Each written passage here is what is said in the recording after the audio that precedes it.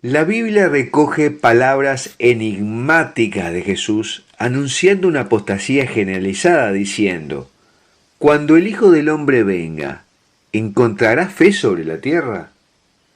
El numeral 675 del Catecismo Católico dice que antes del advenimiento de Cristo, la Iglesia deberá pasar por una prueba final que sacudirá la fe de numerosos creyentes. Y esto es corroborado por muchas visiones de místicos y videntes, como los mensajes que recibió Sor María Ana de Jesús Torres en el siglo XVII, los que recibió Ana Catalina Emmerich y muchos más. En este video te voy a hablar de las visiones de Ana Catalina Emmerich sobre la demolición de la iglesia producida por la apostasía generalizada y por conspiradores internos y su reconstrucción posterior por el llamado Papa Angélico.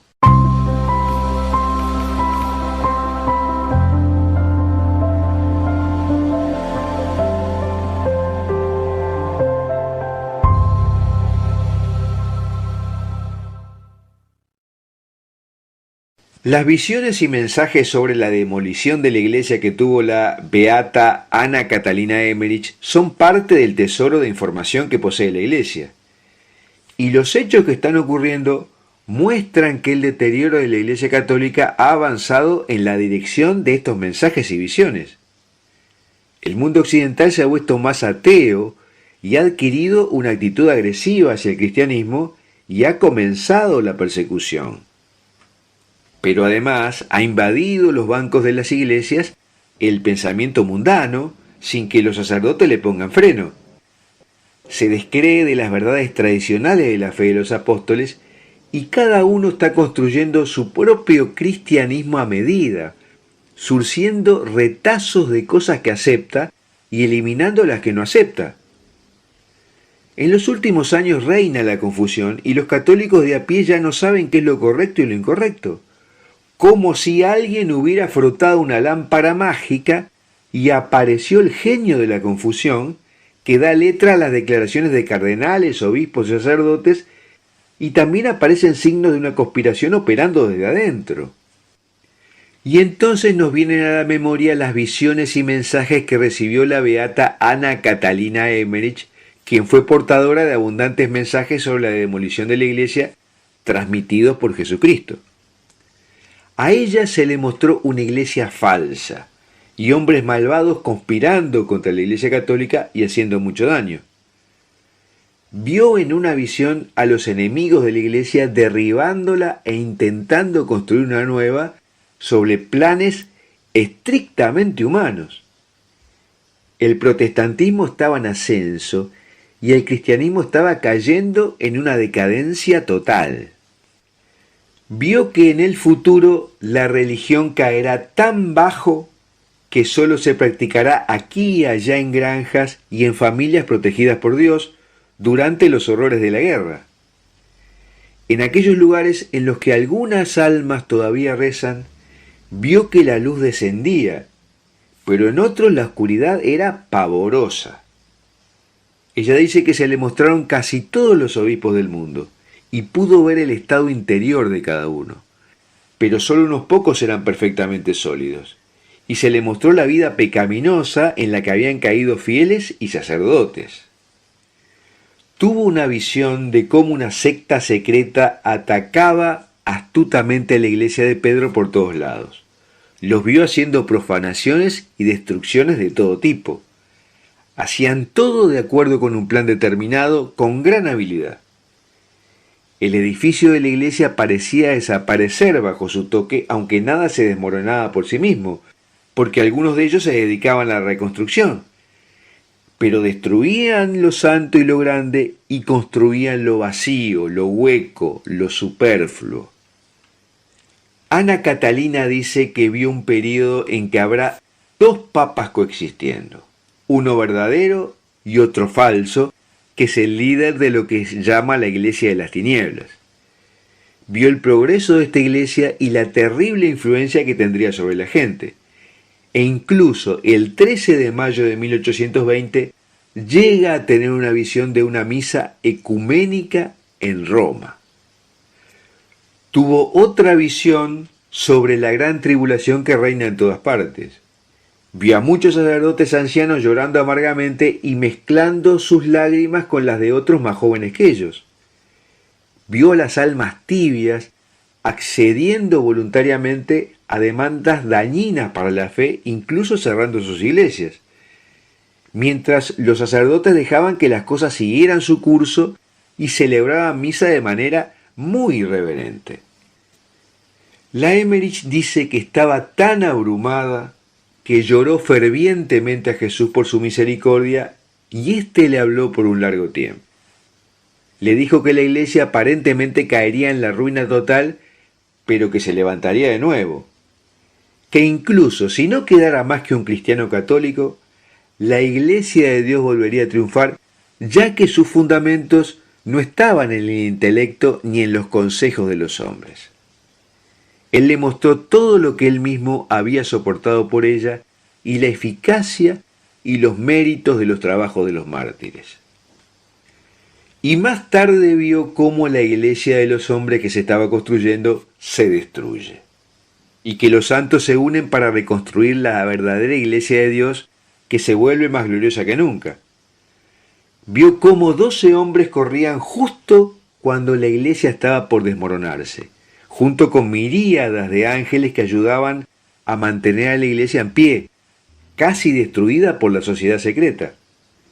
Vio a San Francisco cargando la iglesia y la basílica de San Pedro cargada sobre los hombros de un hombre pequeño. Y María estaba parada en el lado norte de la iglesia, con su manto extendido sobre ella. Vio el renacimiento del sacerdocio y las órdenes religiosas después de un periodo de larga decadencia. Vio al arcángel San Miguel ceñido y armado que descendió a la iglesia y con su espada repelió a varios malos pastores que intentaban entrar. Y entonces de todas partes del mundo vinieron sacerdotes y laicos quienes construyeron las paredes de piedra nuevamente porque el enemigo no había podido sacudir el firme cimiento. Y entonces es cuando Ana Catalina Emmerich presencia el ascenso del Papa Angélico. Vio un Papa nuevo y muy decidido, y el abismo negro cerrándose gradualmente. Todo estaba siendo renovado y florecía. Las iglesias y los conventos estaban siendo reconstruidos, y vio una fiesta en el cielo de acción de gracias por la conversión de un hombre que lideraría la iglesia.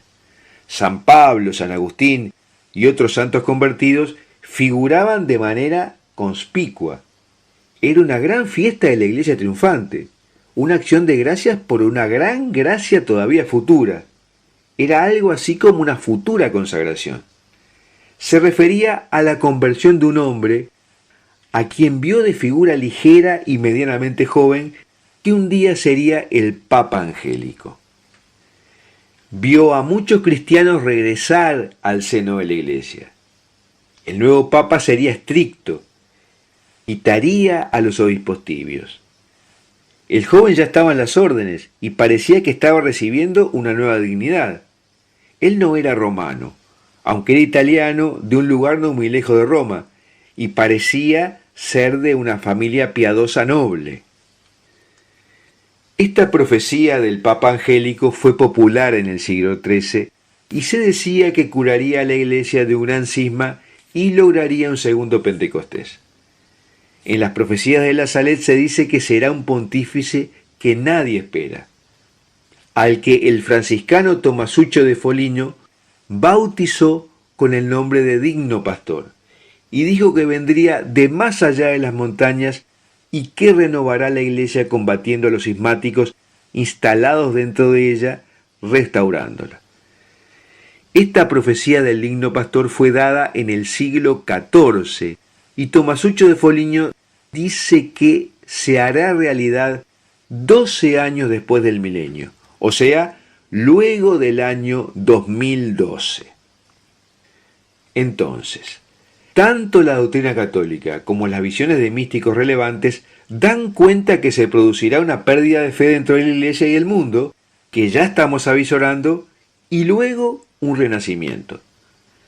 Sismo de 5.1 sacude Carolina del Norte. Fue el más fuerte en casi 100 años, porque se levantará nación contra nación, y reino contra reino, y habrá pestes, y hambres, y terremotos en diferentes lugares, y todo esto será principio de dolores. Mateo capítulo 24, versículos 7 y 8.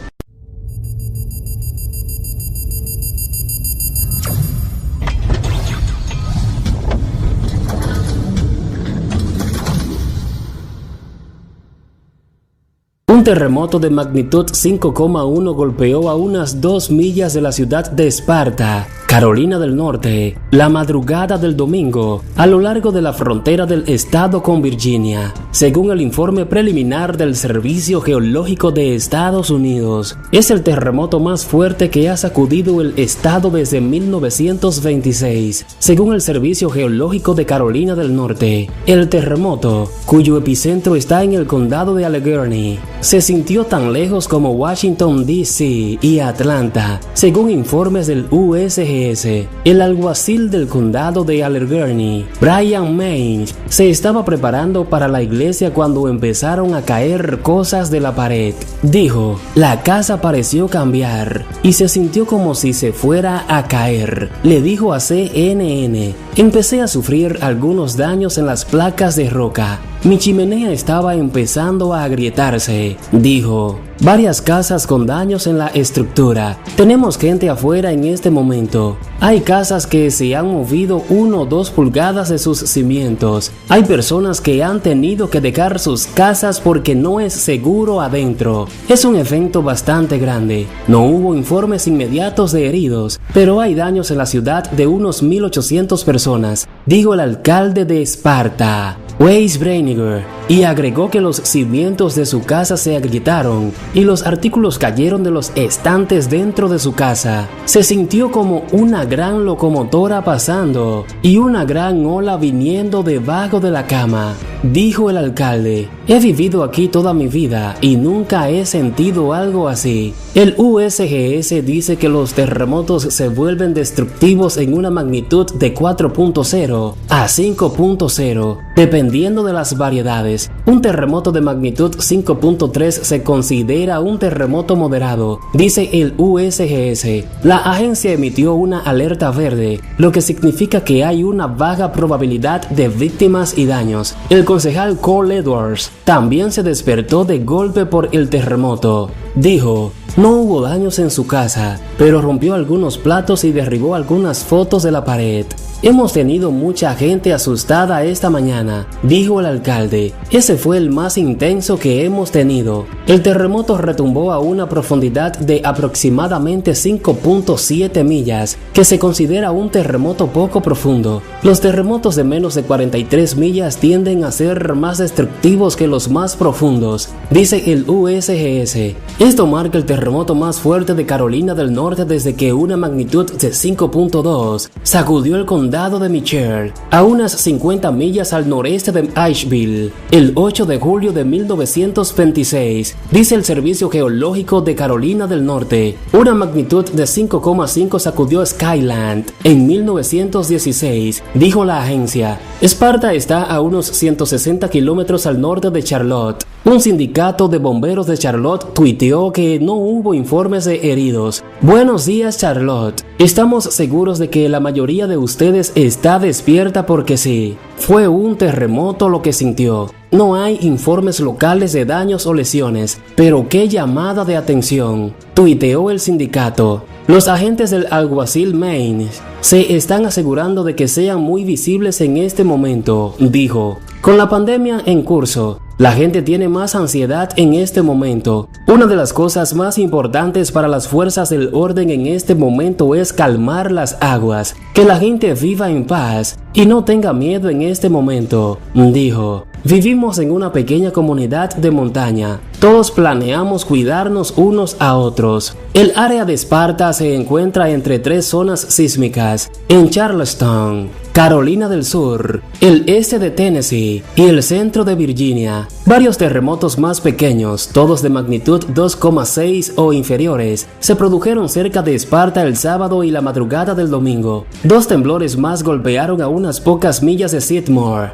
Tennessee, el fin de semana pasado, dice el USGS. Un mapa de impacto del SUGS muestra que la agencia recibió informes de personas que sintieron el terremoto a lo largo de la costa este. El mapa muestra grupos de informes a más de 300 millas de distancia. En Atlanta y en la capital del país, sentí que mi cama temblaba muy levemente y supe que era la sensación inconfundible de un terremoto, pero era tan sutil. No sabía si otros podrían notarlo y pensé que el origen tenía que estar muy lejos. Limaya Tembina de Rocksville, Maryland, le dijo a CNN en un mensaje de Facebook.